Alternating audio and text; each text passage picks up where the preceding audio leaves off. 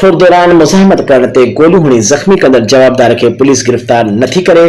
खेनि बचाईंदड़ बासर counsellor case तां हथ खणण लाइ धमकियूं ॾेई रहिया आहिनि। नोटिस वठी इंसाफ़ कयो वञे। इन हवाले सां ॻोठ दोसाणी फुलपोटो जे रहवासी मसूर पोरियत अली बख्श फुलपोटो पंहिंजी घरवारी मुसम्मा सीमा ख़ातून ऐं मासूम ॿारनि सां गॾु एहतिजाज कंदे चयो आहे त ॻोठ हसन फुलपोटो भरिसां रस्ते वेंदे 3 हथियारबंदनि फ़ौरन पारां हथियारनि जे ज़ोर ते मूंखे यरगमाल बणाए मोटरसाइकिल फुर करण जी कोशिश कई, जंहिं दौरान मुज़ाहमत करण ते हुननि मूंखे गोलियूं हणी ज़ख़्मी करे छॾियो ऐं जंहिं बैदि हथियारबंद फरार थी विया।